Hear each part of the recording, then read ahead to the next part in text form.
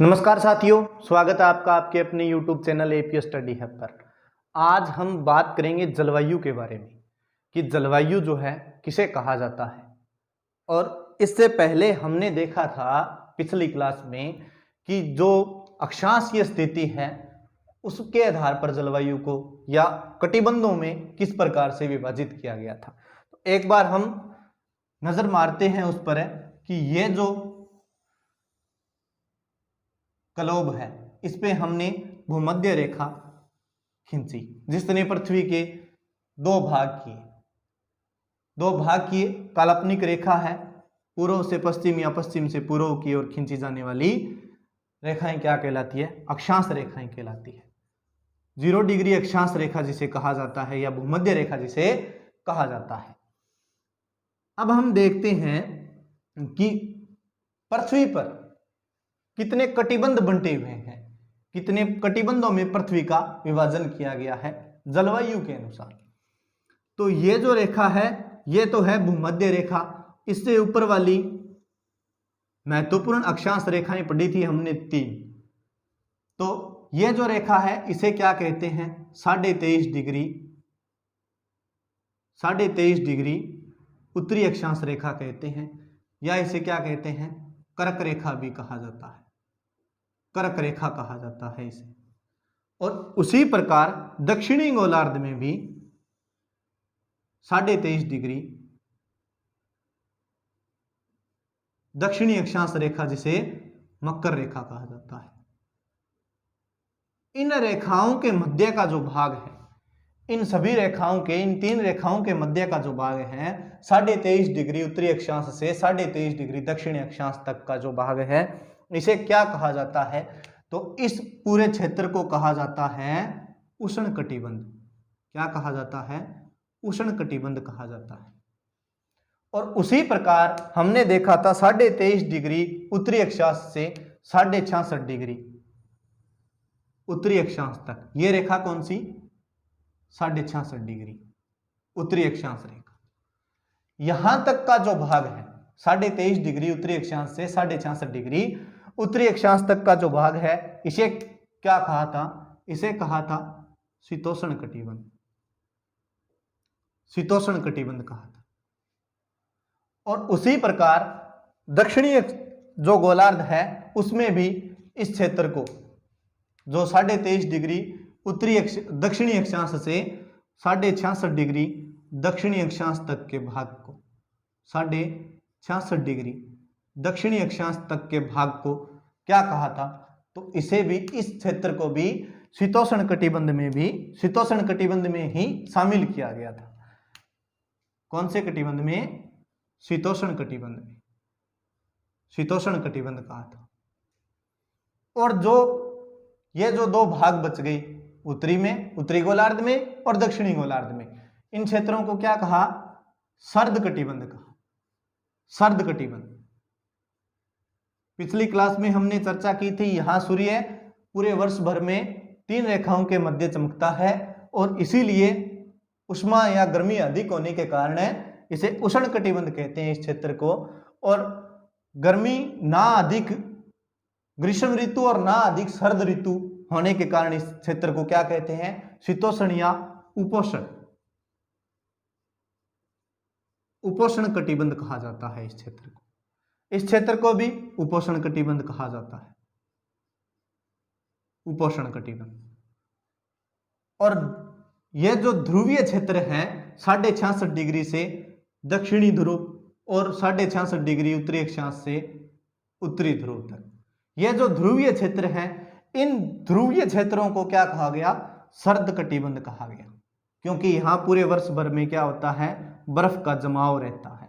पूरे वर्ष भर बर्फ का जमाव रहता है, इसलिए इस क्षेत्र को सर्द कटिबंध कहा गया था। हम बात करते हैं जलवायु की, तो जलवायु को अक्षांशीय स्थिति के माध्यम से इस प्रकार विभाजित किया गया।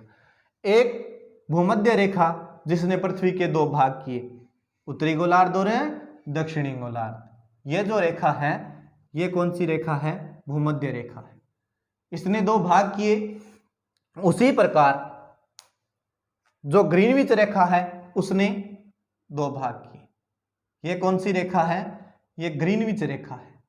इसने दो भाग किए, दोनों भाग एक पूर्वी गोलार्ध और एक पश्चिमी गोलार्ध, एक पश्चिमी गोलार्ध कहलाया, एक पूर्वी गोलार्ध कहलाया और एक पश्चिमी गोलार्ध कहलाया। हमने यहां पर भारत की स्थिति देखी थी, हम बात कर रहे हैं कटिबंधों की। तो भारत की स्थिति है वो किस प्रकार से है? वो कुछ इस प्रकार से है, इस प्रकार से भारत की स्थिति है। जो नीचे वाला भाग है वो कौन से कटिबंध में आ गया? उष्ण कटिबंध में।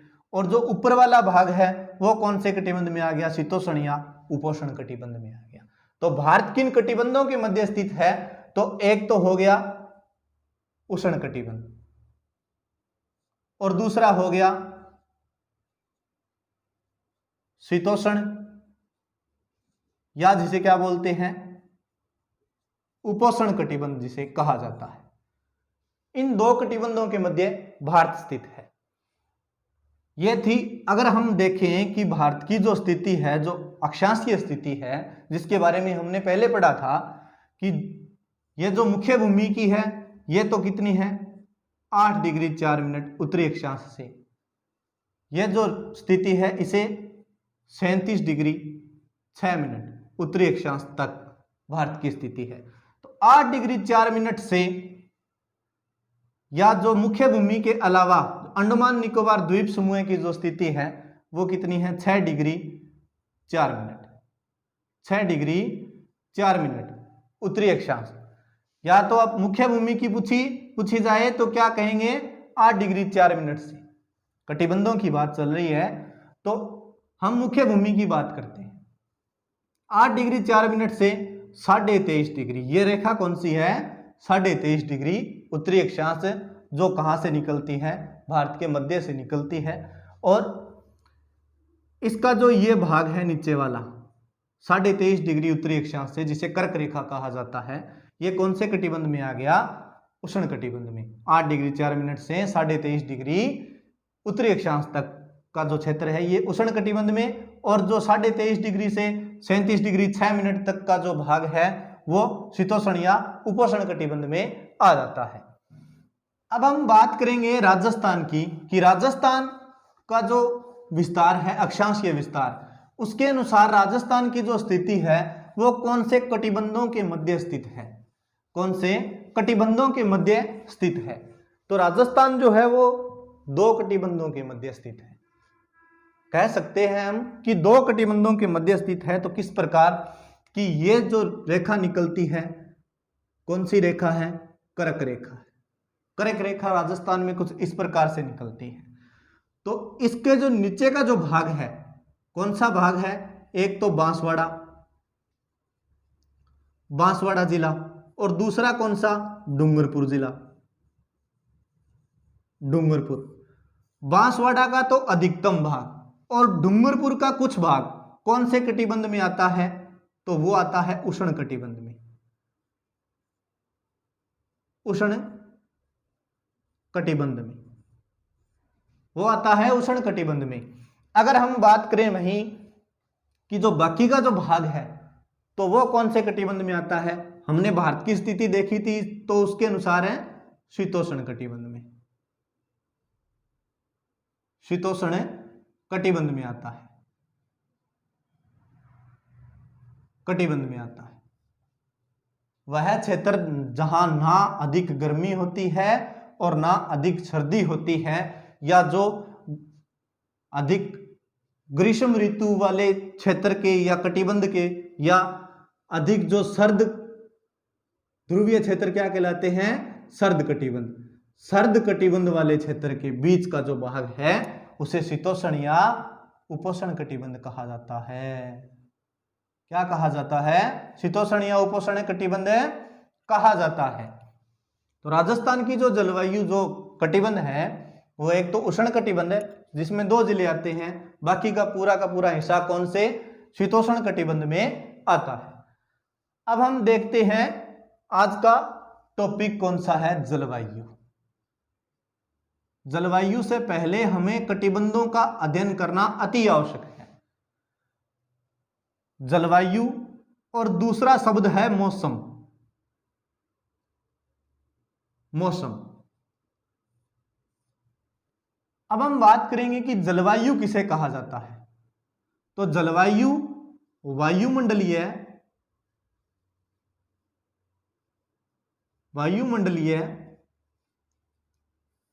दशाओं की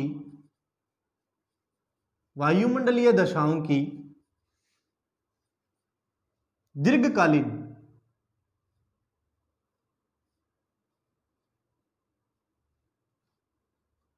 स्थिति क्या कहलाती है? जलवायु कहलाती है। वायुमंडलीय दशाओं की दीर्घकालीन स्थिति क्या कहलाती है? जलवायु कहलाती है। वहीं अगर हम बात करते हैं मौसम की, तो वायुमंडलीय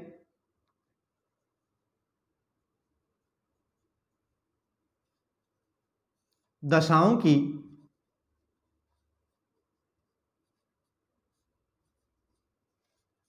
अल्पकालीन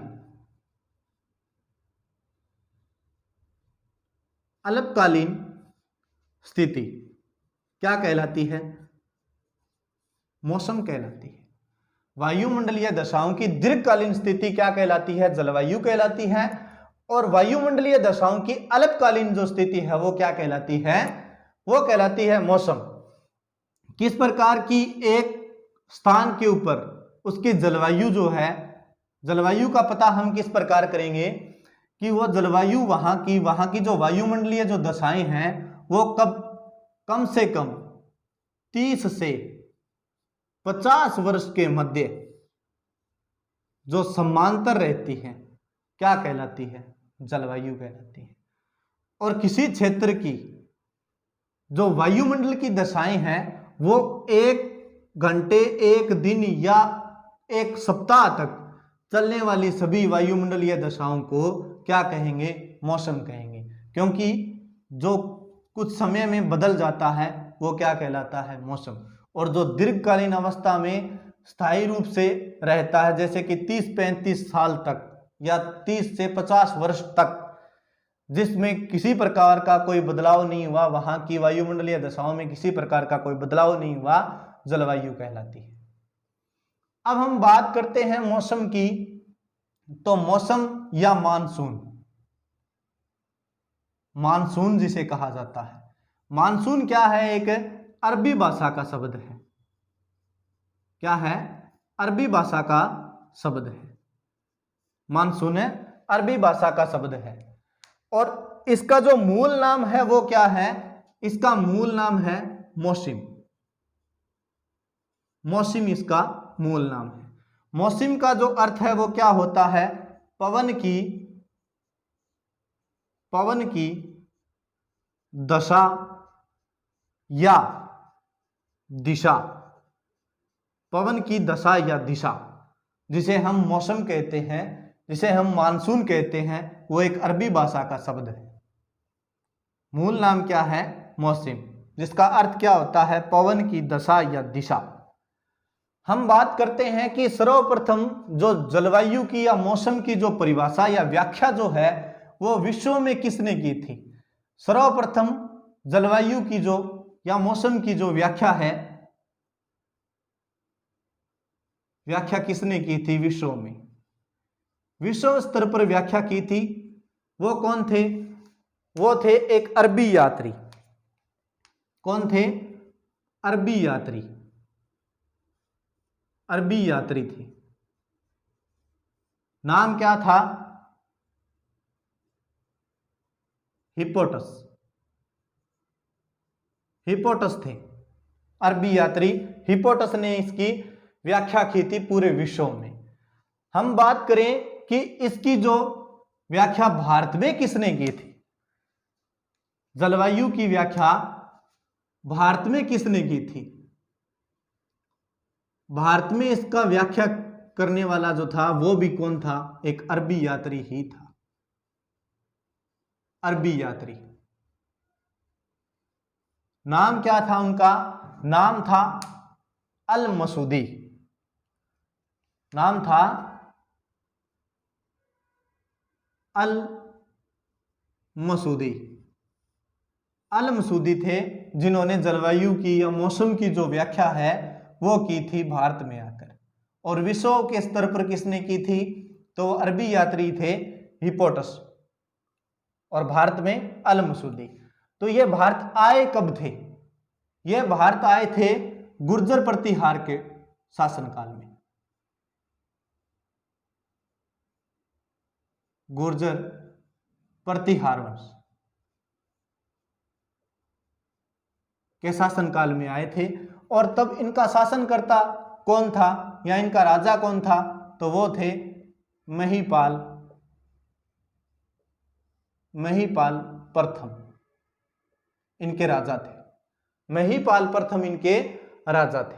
ये थी जलवायु की या मौसम की कुछ सामान्य जानकारी। अगली जो क्लास, नेक्स्ट जो क्लास है, उसमें हम जलवायु की, राजस्थान में किस प्रकार से जलवायु को विभाजित किया गया है उसके बारे में अध्ययन करेंगे। वीडियो को लगातार देखते रहें और अपने दोस्तों के साथ शेयर करते रहें, लाइक और कमेंट करते रहें। और आज के दो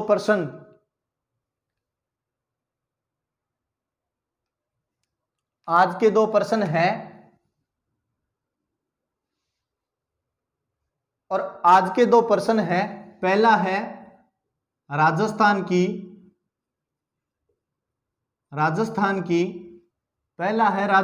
की देशांतरीय स्थिति, जो हमने पिछले वीडियो में बात की थी, राजस्थान की देशांतरीय स्थिति और भारत की देशांतरीय स्थिति। दूसरा क्वेश्चन है भारत की देशांतरीय स्थिति। एक है राजस्थान की देशांतरीय स्थिति और दूसरा है भारत की देशांतरीय स्थिति।